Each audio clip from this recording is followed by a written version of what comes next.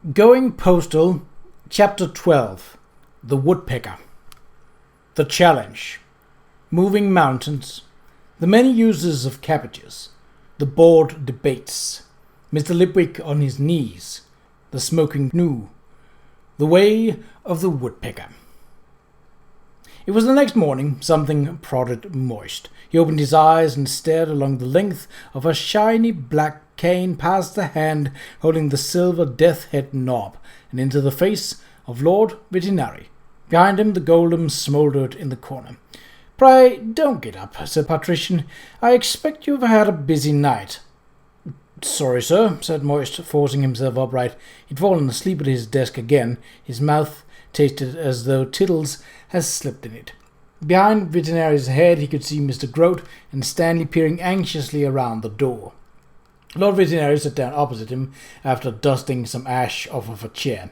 "You read this morning's Times," he said. "I was there when it was printed, sir." Moist's neck seemed to have developed extra bones. He tried to twist his head straight. "Ah, yes, Ankh-Morpork to January is about 2,000 miles, Mr. Lipwick. And you say you can get a message there faster than the clacks. You have issued that as a challenge. Most intriguing." "Yes, sir. Even the fastest coach takes almost 2 months, Mr. Lipwick, and I'm given to understand that if you travelled non-stop your kidneys would be jolted out of your ears." "Yes, sir, I know that," said Moist, yawning. "It would be cheating, you know, to use magic." Moist yawned again. "I know that too, sir." "Did you ask the Arch-Chancellor of Unseen University before you suggested that he should devise the message for this curious race?" Lord Veterinary demanded, unfolding the newspaper. Moist caught sight of the headlines. "The race is on. Flying Postman versus Grand Truck." "No, my lord, I said the message should be prepared by a well-respected citizen of great property, such as the Arch-Chancellor, sir." "Well, he's hardly likely to say no now, is he?" said Veterinary. "I'd like to think so, sir. Guild won't be able to bribe him, at least." Veterinary tapped the floor once or twice with his cane. "Would it surprise you to know that the feeling in the city this morning is that you'll win? The trunk has never been out of commission for longer than a week. A clack's message can get to Genoa in a few hours, and yet, Mr. Lipwick, people think you can do this. Don't you find that amazing?" But of course, you are the man of the moment, Mr. Lipwick," said Veterinary, suddenly jovial. "You are the golden messenger." His smile was reptilian. "I do hope you know what you're doing. You do know what you're doing, don't you, Mr. Lipwick?" "Faith move mountains, my lord," said Moist. "There are a lot of them between here and Genoa, indeed," said Veterinary. "You say in the paper that you leave tomorrow night." "That's right, the weekly coach. But on this run we won't take paying passengers to save weight." Moist looked into Veterinary's eyes. "You wouldn't like to give me some little clue," said the patrician. "Best all round if I don't, sir," said Moist. "I suppose the guards haven't left an extremely fast magical horse buried somewhere nearby, have they?" "Not that I'm aware, sir," said Moist earnestly. "Of course, you never know until you pray." "No," said Veterinary. "He's trying the penetrating gaze," Moist thought. "But we know how to deal with that, don't we? We let it pass right through." "Guild will have to accept the challenge, of course," said Veterinary, "but he is a man of, ingenious resource." That seemed to Moist to be a very careful way of saying murderous bastard. Once again, he let it pass. His lordship stood up. "Until tomorrow night, then," he said. "No doubt there will be some little ceremony for the newspapers." "I haven't actually planned that, sir," said Moist. "No, of course you haven't," said Lord Veterinary, and gave him what could only be called a look. Moist got very much the same look from Jim Upright before the man said, "Well, we can put out the word and call in some favours, and we'll get some good horses at the post houses, Mr. Lipwick, but we only go as far as Bonk, you know. Then you'll have to change. The January Express is pretty good, though. We know the lads." "You sure you want to hire the whole coach?" said Harry, as he rubbed down a horse. "It'll be expensive, because we'll have to run another for the passengers. It's a popular run, that one." "Just the mail and that coat," said Moist, "and some guards." "You think you'll be attacked?" said Harry, squeezing the towel, bone dry with barely an effort. "What do you think?" said Moist. The brothers looked at each other. "I'll drive it then," said Jim. "They don't call me lead pipe for nothing." "Besides, I heard there were bandits up in the mountains," said Moist. "Used to be," said Jim. "Not as many now." That's at least something less to worry about then, said Moist. Oh no, said Jim. We never found out what wiped them out. Always remember that the crowd that applauds your coronation is the same crowd that will applaud your beheading. People like a show, people like a show. And so mail was coming in for January, $1 at a time, a lot of mail. It was Stanley who explained. He explained several times because Moist had a bit of a blind spot on this one. People are sending envelopes with stamps inside envelopes to the coach office in January so that the first envelope can be sent back in the second envelope, was the shape of the explanation that finally blew on some sparks in Moist's brain.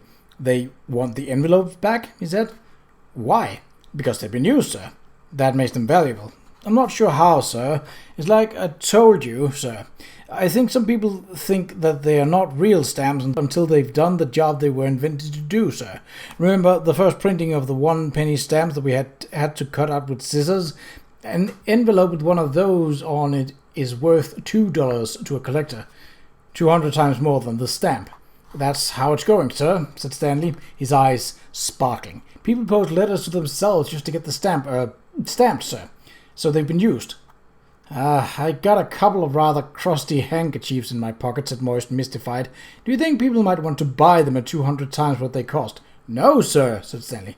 Then why should... There's a lot of interest, sir. I thought we could do a whole set of stamps for the big guild, sir.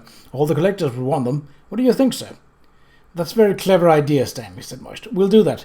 The one of the Seamstresses Guild might have to go inside a plain brown envelope, eh? Ha-ha! This time it was Stanley who looked perplexed.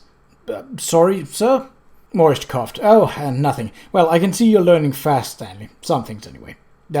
Yes, sir, I don't want to push myself forward, sir. Push away, Stanley. Push away, said Moist cheerfully.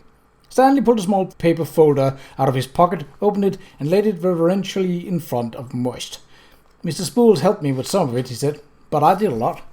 It was a stamp. It was a yellowy-green color. It showed, Moist peered, a field of cabbages with some buildings on the horizon. He sniffed. It smelled of cabbages. Oh, yes. Printed with cabbage ink and using gum made from broccoli, sir, said Stanley full of pride. A salute to the cabbage industry of the Stowe Plains, sir. I think it might do very well. Cabbages are so popular, sir. You can make so many things out of them. Well, I can see that. There's cabbage soup, cabbage beer, cabbage fudge, cabbage cake, cream of cabbage. Yes, Stanley, I think you pickled cabbage, cabbage pit jelly, cabbage salad, boiled cabbage, deep-fried cabbage. Yes, but now can fricassee of cabbage, cabbage chutney, cabbage surprises, sausages filled with cabbage, sir. You can make practically anything with cabbage, sir. Then there's cabbage stamps, Moist said terminally. At 50 pence, I note. You've hidden depth, Stanley. I owe it all to you, Mr. Lipwick, Stanley burst out. I put the childish back playground of pins right behind me, sir. The world of stamps, which can teach a young man much about history and geography as well as being a healthy, enjoyable, engrossing, and thoroughly worthwhile hobby that will give him an interest that will last a lifetime, has opened up before me and... Yes, thank you, said Moist. And I'm putting $30 into the pot, sir, all my savings, just to show we support you. Moist heard all the words, but had to wait for them to make sense. Pot, he said at last. You mean like a bet? Yes, sir, a big bet, said Stanley happily, about you raising the clacks to Genua. People think that's funny. A lot of the bookmakers are offering odds, sir, so Mr. Grote is organizing it, sir. He said the odds aren't good, though. I shouldn't think they are, said Moist weakly. No one in their right mind would. He said we'd only win $1 for every 8 we bet, sir, but we reckoned. Moist shot upright. 8-1 odds on, he shouted. The bookies think I'm going to win. How much are you all betting? About $1,200 at last count, sir. Is that? Pigeons rose from the roof at the sound of Moist von Lipwick's scream. Fetch Mr. Grote right now! It was a terrible thing to see guile on the face of Mr. Grote. The old man tapped the side of his nose. You're the man that got money out of a bunch of gods, sir, he said, grinning happily. Yes, said Moist desperately, but supposing I just did that with a trick. Damn good trick, sir, the old man cackled. Damn good. A man who could trick money out of gods would be capable of anything, I should think. Mr. Grote, there is no way a coach can get to Genua faster than a clack's message. It's 2,000 miles. Yes, I realize you got to say that, sir. Walls of ears, sir, mum's the word. But we've all had a talk and we reckon you've been very good to us, sir. You really believe in the post office, sir, so we thought it's time to put our money in our mouth, sir, said Groat, and now there was a touch of defiance. Moist gaped once or twice. You mean where your mouth is? You're the man who knows the trick or treat, sir. The way you just went into the newspaper and said, we'll race you. Reacher Gilt walked right into your trap, sir. Glass into diamond, thought Moist. He sighed. All right, Mr. Groat, thank you. 8-1 on, eh? Yeah, we're lucky to get it, sir. They went up to 10-1 on, then they closed the books. All they're accepting now is bets on how you'll win, sir. Moist perked up a little. Any good ideas, he asked? I got a $1 bet on by dropping fire from the sky, sir. You wouldn't like to give me a hint, perhaps? Please go and get on with your work, Mr. Groat, said Moist severely. Yes, sir, of course, sir. Sorry I asked, sir, said Groat, and crapped off. Moist put his head in his hands. I wonder if it's like this for mountain climbers, he thought. You climb bigger and bigger mountains, and you know that one day one of them is going to be just that bit too steep. But you go on doing it, because it's so good when you breathe the air up there, and you know you'll die falling. How could people be so stupid? They seemed to cling to ignorance because it smelled familiar. Reacher Gilt sighed. He had an office in the top tower. He didn't like it much because the whole place shook to the movement of the semaphore, but it was necessary for the look of the thing. It did have an unrivaled view of the city, though, and the sight alone was worth what they paid for the trunk. It takes the best part of 2 months to get to Genoa by coach, he said, staring across the rooftops to the palace. He might be able to shave something off of that, I suppose. The Clarks takes a few hours. What is there about this that frightens you? So, what's his game? Said Greenier. The rest of the board sat around the table, looking worried. I don't know, said Gilt, and I don't care. But the gods are on his side, Reacher, said Nutmeg. Let's talk about that, shall we? Said Gilt. Does that claim strike anyone else as odd? The gods are not generally known for no-frills gifts, are they?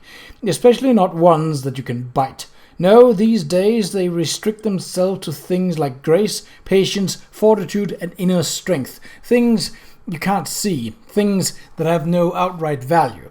Gods tend to be more interested in profits, not in profits. Aha! There were some blank looks from his fellow directors. Didn't quite get that one, old chap, said Stowley. Profits, I said, not profits, said Gilt. He waved his hand. Don't worry yourselves, it'll look better written down. In short, Mr. Lipwig's gift from above was a big chest of coins, some of them in what looked remarkably like bank sacks and all in modern denominations. You don't find this a bit strange? Well, yes, but even the high priest say he... Lipwig is a showman, snapped Gilt. Do you think the gods will carry his mail coach for him? Do you? This is a stunt, do you understand? It got him on page 1 again, that's all. This is not hard to follow. He has no plan other than to fail heroically. No one expects him to actually win, do they? I heard that people are betting heavily on him. People enjoy the experience of being fooled if it promises a certain amount of entertainment, said Gilt. Do you know a good bookmaker? I shall have a little bet. $5,000 perhaps. This got some nervous laughter, and he followed it up. Gentlemen, be sensible. No gods will come to the aid of our postmaster. No wizards either. They're not generous with magic, and we'll soon find out if he uses any. No, he's looking for publicity, that's all. Which is not to say, he winked, that we shouldn't, how shall I put it in, make certainty doubly sure.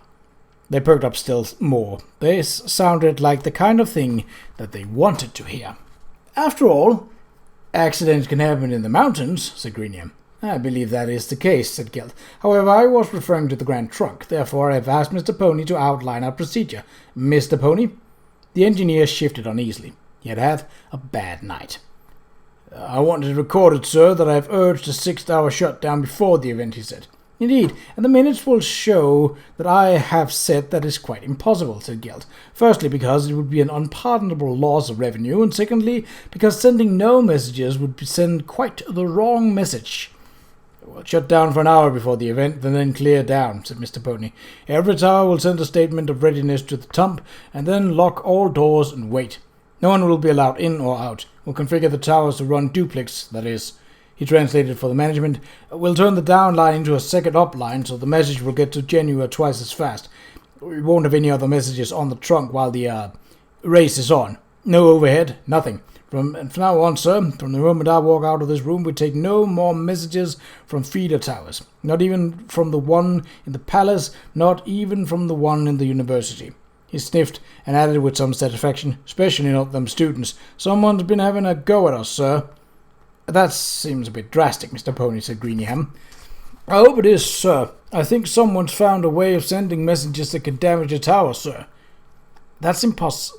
Mr. Pony's hand slapped the table. How come you know so much, sir? Did you sit up half the night trying to get to the bottom of it? Have you taken a differential drum apart with a tin opener? Did you spot how the Qa'Rajh armature can be made to jump off the elliptical bearing if you hit the letter K and then send it to a tower with an address higher than yours, but only if you hit the letter Q first and the drum spring is fully wound? Did you spot that the key levers wedge together and the spring forces the arm up and you are looking at a gearbox full of teeth?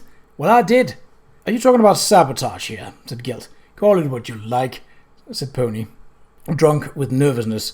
I went to the yard this morning and dug out the old drum we took out of Tower 14 last month. I'll swear the same thing happened there, but mostly the breakdowns are in the upper tower, in the shutter boxes. That's where... So, our Mr. Lipwick has been behind a campaign to sabotage us, Gilt mused. Never said that, said Pony. No name needs to be mentioned, said Gilt smoothly. It's just a sloppy design, said Pony. I dare say one of the lads found it by accident and tried it again to see what happened. They like that, the Tower boys. Show them a bit of cunning machinery and they'll spend all day trying to make it fail. The whole trunk's the last shop. It really is. Why do we employ people like these? Said Stowley, looking bewildered. Because they're the only people mad enough to spend their life over a tower miles from anywhere pressing keys, said Pony. They like it. But someone in the tower must press the keys that do all these terrible things, said Stowley. Pony sighed. They never took an interest. It was just money. They didn't know how anything worked. And then suddenly they needed to know, and you had to use baby talk to explain it. The lads follow the signal, sir, as they say, he said. They watch the next tower and repeat the message as fast as they can. There's no time to think about it. Anything for their tower comes out on the differential drum. They just pound keys and kick pedals and pull levers as fast as they can. They take pride in it. They even do all kinds of tricks to speed things up. I don't want any talk about sabotage, not right now. Let's just get the message sent as fast as possible. The lads will enjoy that. The image is attractive, said Gilt. The dark of the night, the waiting towers, and then one by one they come alive as a serpent of light speeds across the world, softly and silently carrying its whatever. We must get some poet to write about it. He nodded at Mr. Pony. We're in your hands, Mr. Pony. You're the man with the plan. I don't have one, said Moist. No plan, said Miss Dearheart. Are you telling me you... Keep it down, Moist hissed. I don't want everyone to know. They were in the little cafe near the pin exchange, which Moist had noticed didn't seem to be doing so much business today. He had to get out of the post office in case his head exploded. You challenged the Grand Trunk. You mean you just talked big and hoped something would turn up? Said Miss Dearheart. It always worked before. Where's the sense in promising to achieve the achievable? What kind of success would that be? Said Moist.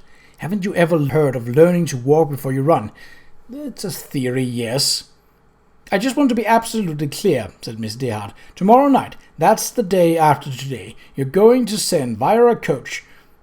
That's a thing on wheels pulled by horses which might reach 14 miles an hour on a good road, to race against the Grand Trunk. That's all those semaphore towers which can send messages at hundreds of miles an hour all the way to Genua. That's the town which is a very long way away indeed. Yes. And you have no wonderful plan? No. And why are you telling me? Because in this city, right now, you are the only person who would possibly believe I don't have a plan, said Moist. I told Mr. Groton he just tapped the side of his nose, which is something you wouldn't want to watch, by the way. And he said, of course you haven't, sir, not you, ho-ho. And you just hoped something would turn up. What made you think it would? It always has. The only way to get something to turn up when you need it is to need it to turn up. And I'm supposed to help you how? Your father built the trunk. Yes, but I didn't, said the woman. I mean, I've been up in the towers. I don't know any big secrets, except that it's always on the point of breaking down. And everyone knows that. People who can't afford to lose are betting money on me. And the more I tell them they shouldn't, the more they bet. Don't you think that's a bit silly of them? Said Miss Deerhart sweetly. Moist drummed his fingers on the edge of the table. All right, he said. I can think of another good reason why you might help me. It's a little complicated, so I can only tell you if you promise to sit still and not make any sudden movements. Why do you believe I will? Yes, I think that in a few seconds you'll try to kill me. I'd like you to promise not to. She shrugged. This should be interesting. Promise? Said Moist. All right, I hope it's going to be exciting. Miss Deerhart flicked some ash off of her cigarette. Go on. Moist took a couple of calm breaths. This was it. The end. If you kept changing the way people see the world, you ended up changing the way you saw yourself. I am the man who lost you that job at the bank. I forged those cash drafts. Miss Deerhart's expression didn't change, apart from a certain narrowing of the eyes. Then she blew out a stream of smoke. I did promise, did I? She said. Yes. Sorry. Did I have my fingers crossed? No, I was watching. She stared reflectively at the glowing end of her cigarette. All right. You'd better tell me the rest of it. He told her the rest of it. All of it. She quite liked the bit where he was hanged and made him repeat it. Around them, the city happened. Between them, the ashtray filled up with ash. When he'd finished, she stared at him for some time through the smoke. I don't understand the bit where you give all your stolen money to the post office. Why did you do that? I'm still a bit hazy on that myself. I mean, you're clearly a self-centered bastard with the moral fiber of a rat? Moist suggested. A rat, thank you. But suddenly you're the darling of the big religions, the savior of the post office, official snook cooker to the rich and powerful heroic horseman, all-round wonderful human being, and of course you rescued a cat from a burning building. 2 humans too, but everyone knows the cat's the most important bit. Who are you trying to fool, Mr. Lipwick? Myself, I think. I've fallen into good ways. I keep thinking I can give it up any time I like, but I don't. But I know if I couldn't give it up at any time I liked, I wouldn't go on doing it. There's another reason too.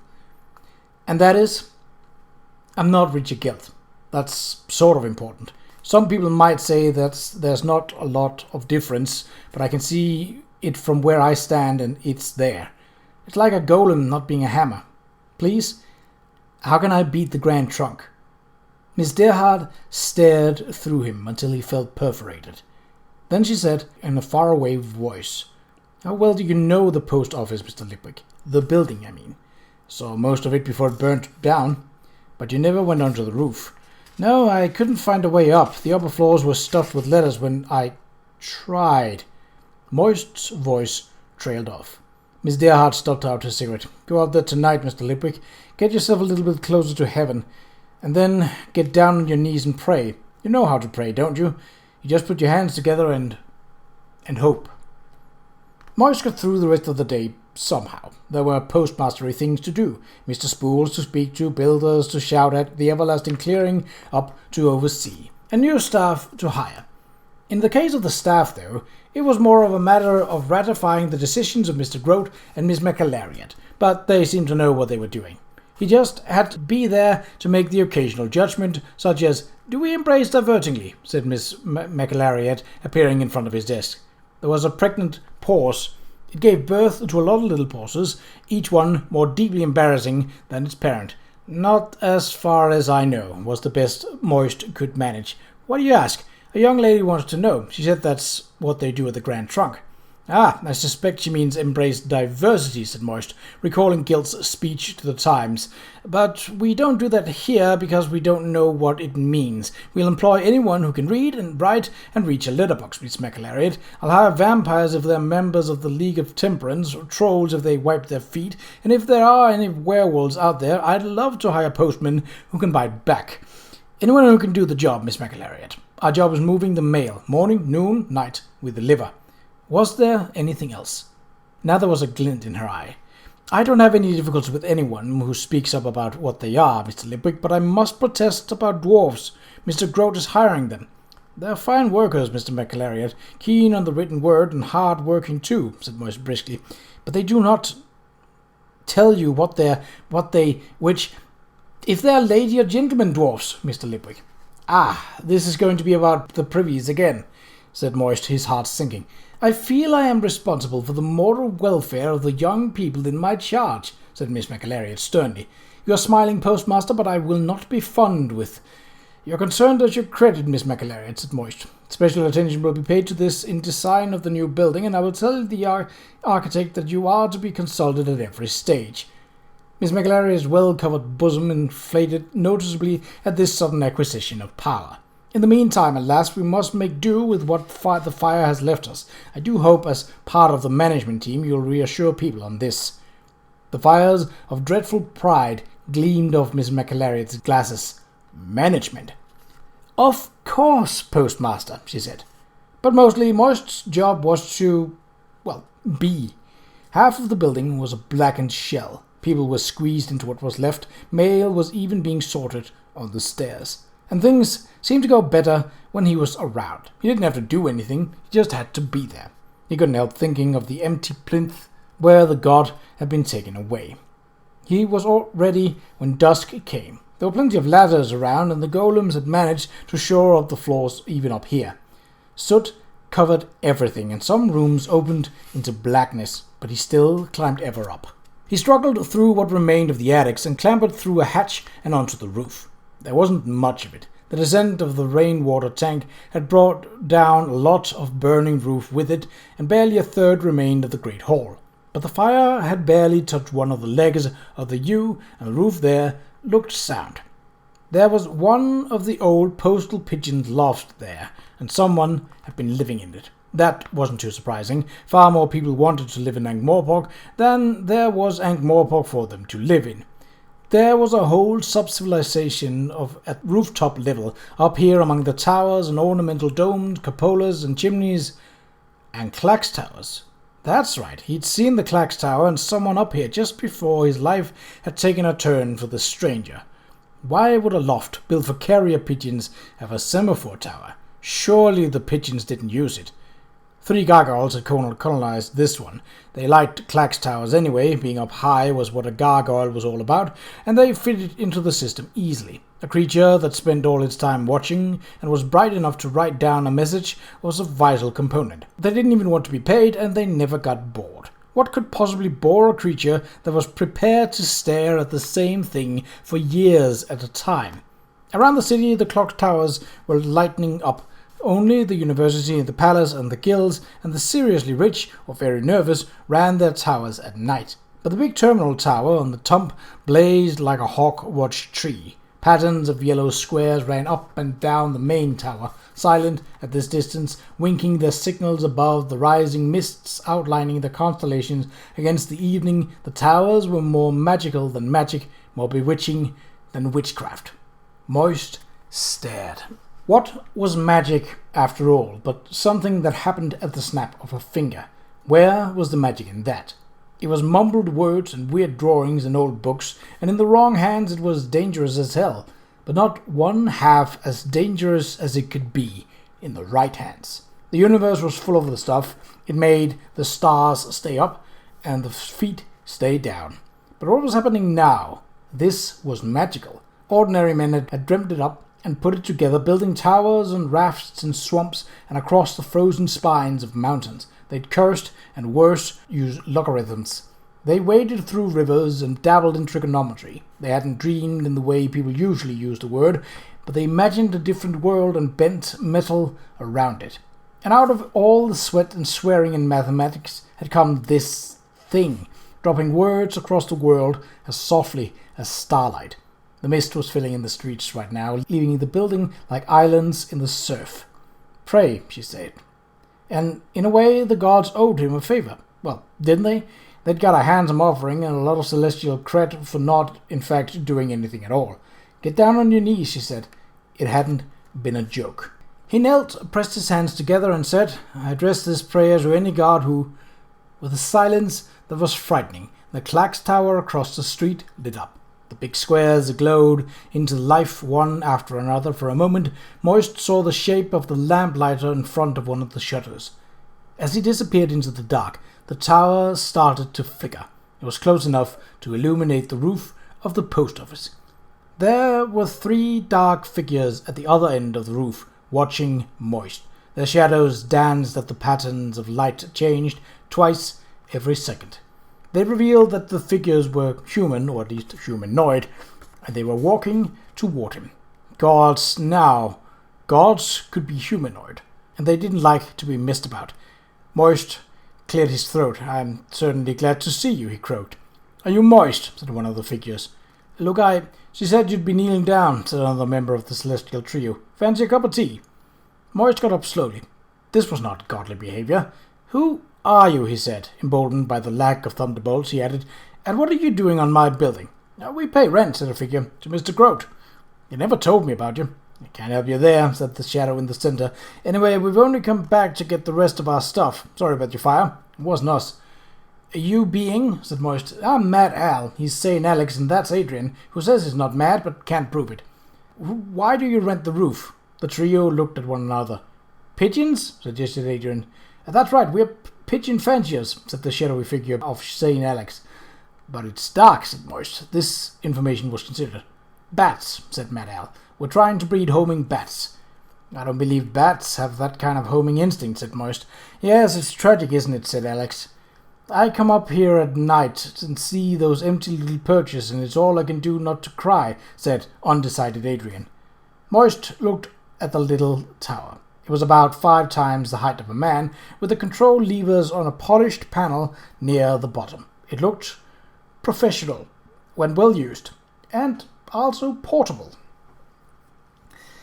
"I don't think you breed any kind of birds up here," he said. "Bats are mammals," said St. Alex.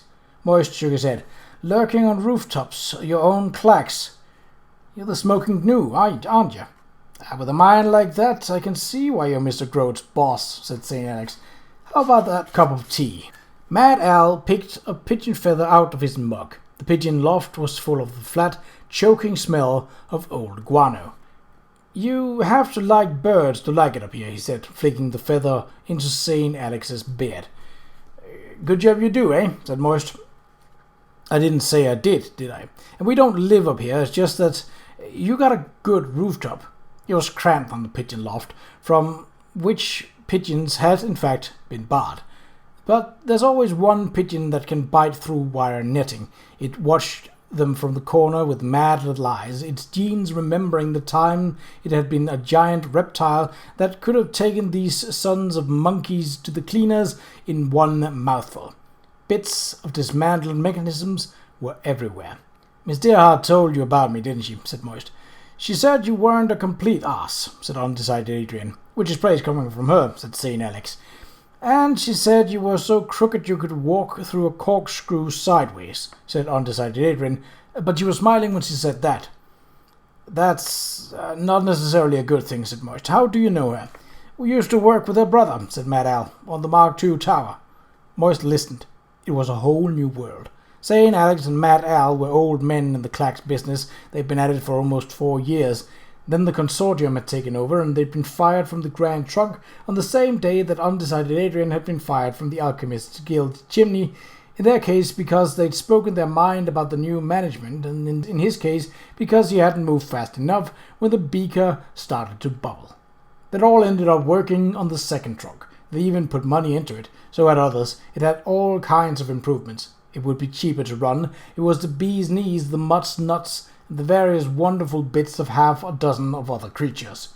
And then John Dearheart, who always used a safety lanyard, landed in the cabbage field, and that was the end of the second truck. The trio had done the kind of jobs available to new square pegs in a world of old round holes, but every night, high above, the clacks flashed its messages. It was so close, so inviting, so accessible. Everyone knew, in some vague, half-understood way, that the Grand Trunk had been stolen in all but name.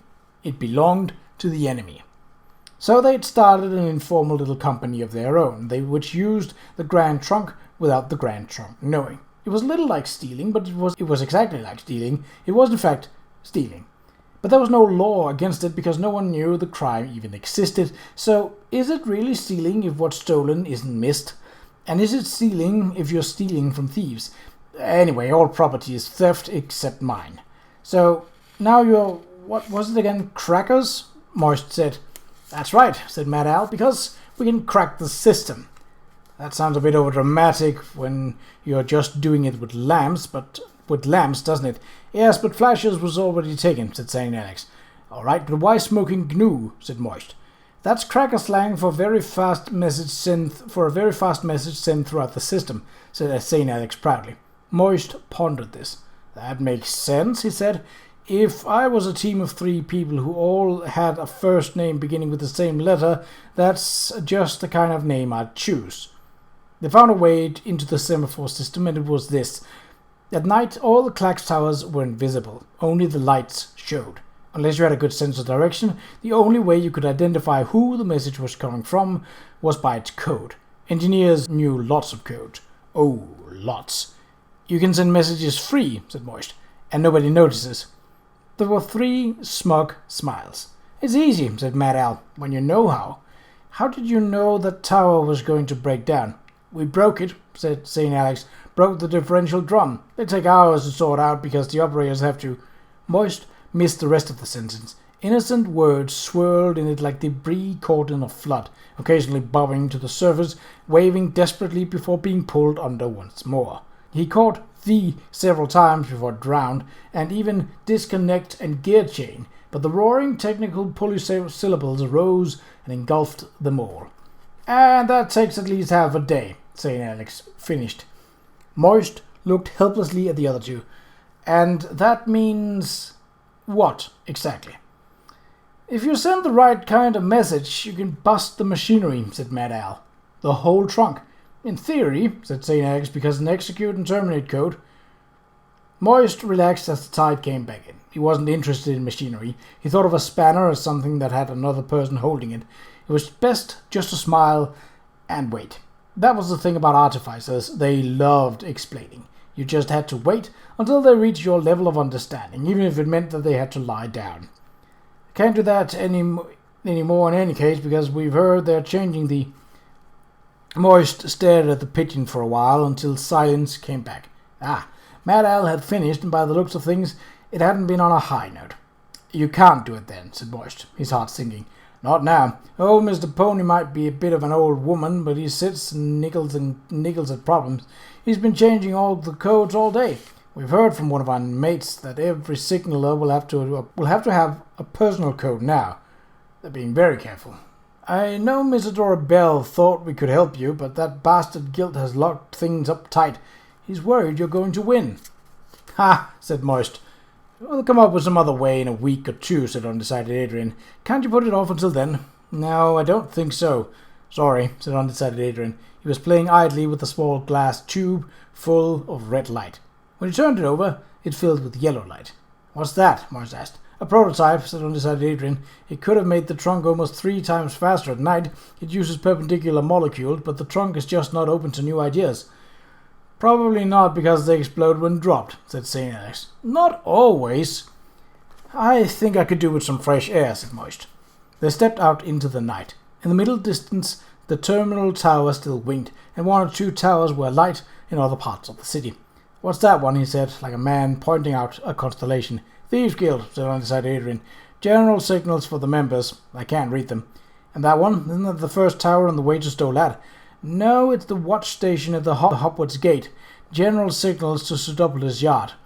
It looks a long way off. I used small shutter boxes, that's all. You can't see Tower 2 from here. The university's in the way. Moist stared, hypnotized at the lights. I wondered why that old stone tower on the way to Stow Lad wasn't used when the trunk was built. It's in the right place. The old wizard tower? Robert Deerhart used it for its first experiment, but it's a bit too far. The walls aren't safe, and if you stay in there for more than a day at a time, you go mad. It's all the old spells that got into the stones. There was silence, and then they heard Moist say in a slightly strangled voice, If you could get onto the Grand Trunk tomorrow, is there anything you could do to slow it down? Yes, but we can't, said undecided Adrian. Yes, but if you could. Well, there's something we've been thinking about, said Mad Al. It's very crude. Will it knock out a tower? Said Moist. Should we be telling him about this? Said St. Alex. Have you ever met anyone else that Killer had a good word for? Said undecided Adrian. In theory, it could knock out every tower, Mr. Moist. Are you insane as well as mad? Said St. Alex. He's government. Every tower on the trunk, said Moist. Yep, in one go, said Mad Al. It's pretty crude. Really? Every tower? Said Moist again. Well, maybe not every tower if they catch on, Mad Al admitted. as if less than wholesale destruction was something to be mildly ashamed of. But plenty. Even if they cheat and carry it to the next tower on the horseback, we called it the woodpecker. The woodpecker. No, not like that. You need sort of more of a pause for effect, like the woodpecker. The woodpecker, said Moist, more slowly. You got it, but we can't get it onto the trunk. They're onto us. Supposing I could get it onto the trunk, Moist said, staring at the lights. The towers themselves were quite invisible now. What do you know about Qa'Rajh codes? Said undecided Adrian. I treasure my ignorance, said Moist, but I know about people. You think about being cunning with codes. I just think about what people see. They listened, they argued, they resorted to mathematics, while words sailed through the night above them. And St. Alex said, All right, technically it could work, but the trunk people would have to be stupid to let it happen. But they'll be thinking about codes, said Moist, and I'm good at making people stupid. It's part of my job. I thought your job was postmaster, said undecided Adrian. Oh yes, that's my vocation. The smoking gnu looked at one another. It's a totally mad idea, said Mad Al, grinning. I'm glad you like it, said Moist. There are times when you just have to miss a night's sleep. But Ankh-Morpork never slept. The city never did more than doze, and would wake up around 3 a.m. for a glass of water. You could buy anything in the middle of the night. Timber? No problem. Moist wondered whether there were vampire carpenters quietly making vampire chairs. Canvas? There was bound to be someone in the city who'd wake up in the wee small hours for a wee and think, what I could really do with right now is 1,000 square yards of medium-grade canvas. And down by the docks there were chandlers open to deal with the rush. There was a steady drizzle when they left for the tower. Moist drove the cart, with the others sitting on the load behind him and bickering over trigonometry. Moist tried not to listen. He got lost when math started to get silly. Killing the Grand Trunk. Oh, the towers would be left standing, but it would take months to repair them all. It would bring the company down. No one would get hurt, the gnu said. They meant the men in the towers. The trunk had become a monster, eating people. Bringing it down was a beguiling idea. The gnu were full of ideas of what could replace it, faster, cheaper, easier, streamlined, using imps specially bred for the job. But something irked Moist. Guilt had been right, damn him. If you wanted to get a message 500 miles very, very fast, the trunk was the way to do it. If you wanted to wrap it in a ribbon, you needed the post office. He liked the gnu. They thought in a refreshingly different way. Whatever curs hung around the stones of the old towers surely couldn't affect minds like theirs, because they were inoculated against madness by being a little bit crazy all the time. The Qa'Rajh signalers all along the trunk were a different kind of people. They didn't just do their job, they lived it. But Moist kept thinking of all the bad things that could happen without the semaphore. Oh, they used to happen before the semaphore, of course, but that wasn't the same thing at all. He left them sawing and hammering in the stone tower and headed back to the city, deep in thought.